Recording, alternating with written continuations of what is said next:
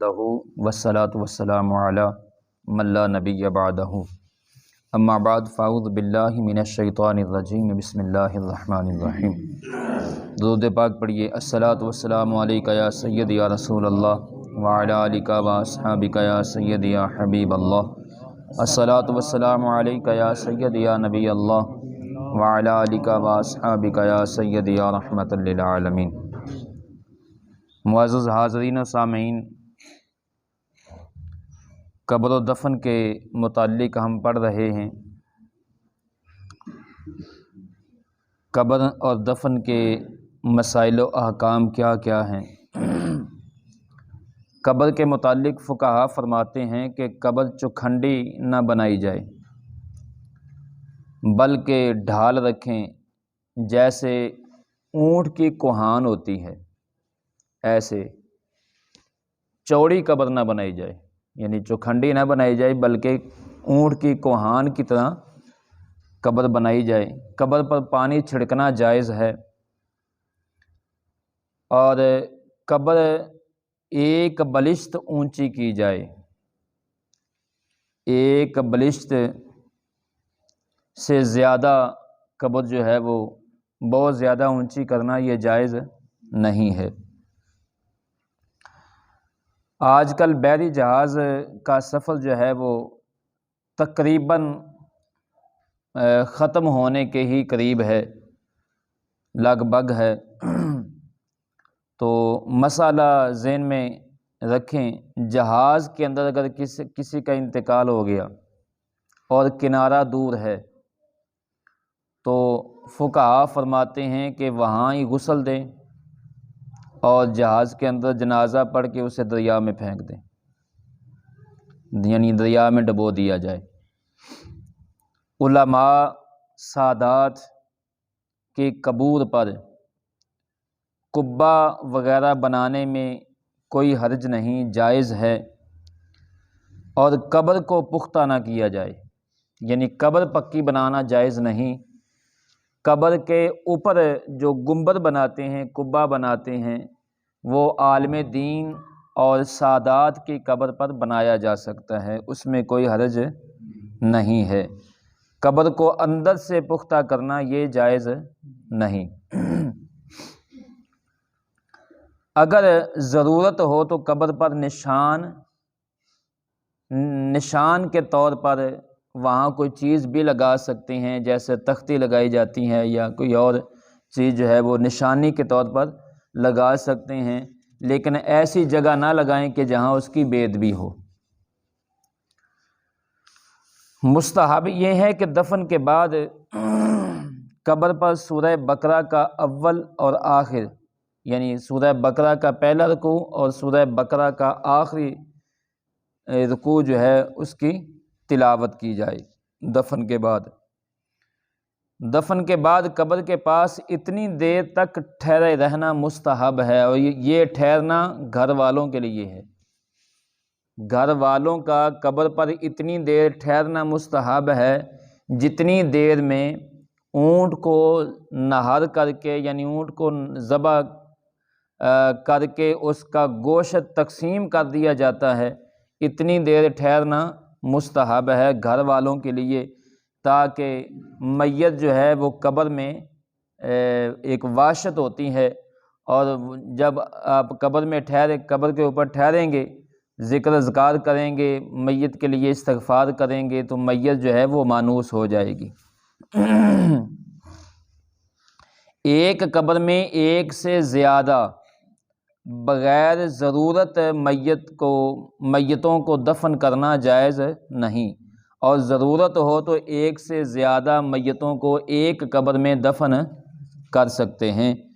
اور اگر مرد اور عورت ہوں مطلب کہ، تو پھر اس کی ترتیب یہ ہوگی کہ آگے کی مرد کی میت ہوگی اور اس کے پیچھے عورت کی میت ہوگی، اور بہتر یہ ہے کہ دونوں میتوں کے درمیان کچھ مٹی ڈال لیں، آڑ سی ہو جائے۔ جس شہر یا گاؤں وغیرہ میں انتقال ہوا وہیں کے قبرستان میں دفن کرنا مستحب ہے۔ اگرچہ یہ وہاں رہتا نہ ہو، چاہے وہ وہاں رہتا نہیں، بلکہ جس گھر میں انتقال ہوا اس گھر والوں کے قبرستان میں دفن کریں، اور 1 میل باہر اگر لے جانا پڑا ہے تو اس میں کوئی حرج نہیں ہے، کیونکہ اتنی دور اکثر دیہاتوں میں قبرستان ہی ہوتے ہیں۔ اور اگر دوسرے شہر کو اس کی لاش اٹھا لے جائیں تو اکثر علماء نے منع فرمایا ہے، اور یہی صحیح ہے۔ یہ اس صورت میں ہے کہ دفن سے پہلے اگر دوسرے شہر لے جانا بھی ہے تو پھر دفن سے پہلے لاش کو لے جایا جا سکتا ہے، دفن کرنے کے بعد لاش نکال کر دوسرے شہر میں نہیں لے جا سکتے۔ یہ جو ایک طریقہ ہے بعض لوگوں میں کہ جی وہ ہم نے امانتاً فلاں جو ہے وہ دفن کیا ہے اور بعد میں پھر وہاں سے لاش نکالی جاتی ہے، یہ علماء نے منع فرمایا، یہ حرام ہے، یہ رافضیوں کا طریقہ ہے، مسلمانوں کا طریقہ نہیں ہے۔ دوسرے کی زمین کے اندر بلا اجازت، یعنی مالک کی اجازت کے بغیر اگر میت کو دفن کر دیا تو مالک کو اختیار ہے کہ وہاں سے وہ لاش نکلوا سکتا ہے، چاہے وہ لاش نکلوا دے یا اس کو برابر کر کے کھیتی باڑی کرے، یہ مالک کو اختیار ہے۔ لہٰذا کسی کی زمین کے اندر بغیر اجازت کے میت کو دفن نہیں کر سکتے۔ وقفی قبرستان میں کسی نے قبر تیار کی، یعنی جو قبرستان کی زمین کسی نے وقف کی ہو تو وہاں کسی نے اگر قبر تیار کرائی، اس میں دوسرے لوگ اپنا مردہ دفن کرنا چاہتے ہیں اور قبرستان میں جگہ ہے تو مکروہ ہے، اگر دفن کر دیا تو قبر کھدوانے والا مردہ کو نہیں نکلوا سکتا، جو خرچ ہوا ہے وہ لے سکتا ہے۔ یعنی وقفی قبرستان ہے، وہاں کسی نے قبر کھدوائی ہے اپنی میت دفنانے کے لیے، اور دوسرا آ کر وہاں اپنی میت دفنا دے تو وہ اگر قبرستان میں اور جگہ بھی ہے تو یہ ایسا کرنا مکروہ ہے، جائز نہیں ہے۔ لیکن اگر دفن کر دیا تو اب مردے کو نکالا نہیں جا سکتا، پہلے والوں نے جو قبر پر خرچہ کیا ہے وہ خرچہ لے سکتے ہیں۔ اپنے لیے اگر کسی نے اپنی زندگی میں کفن تیار کر کے رکھا ہے تو اس میں کوئی حرج نہیں ہے، کفن تیار کر کے رکھ سکتا ہے، لیکن قبر تیار نہیں کر سکتا، نہ قبر تیار کروا سکتا ہے۔ قبر پر بیٹھنا، سونا اور قبر پر چلنا، قبر پر پخانہ پیشاب کرنا، یہ سب چیزیں حرام ہیں۔ قبرستان میں جو نیا راستہ نکالا گیا اس سے گزرنا ناجائز ہے، مکروہ ہے، وہاں سے نہ گزرا جائے۔ اپنے کسی رشتہ دار کی قبر تک جانا چاہتا ہے مگر قبروں پر گزرنا پڑے گا تو وہاں تک جانا منع ہے، وہیں ٹھہر کر، دور ٹھہر کر جو ہے وہ میت کے لیے فاتحہ پڑھ دے، وہاں ہی دعا کر دے۔ اگر قبروں کے اوپر سے گزر کر وہاں جانا پڑتا ہے تو پھر جانا منع ہے، وہاں نہ جائے۔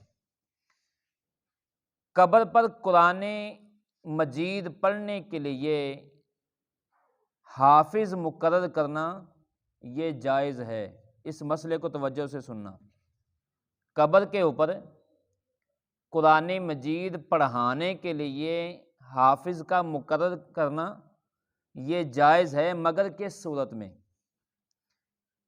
جب کہ پڑھنے والے اجرت نہ لیتے ہوں، پیسے نہ لیتے ہوں۔ اگر اجرت پر قرآن مجید پڑھتے ہیں یا اجرت لیتے ہیں تو یہ ناجائز ہے، یہ گناہ ہے۔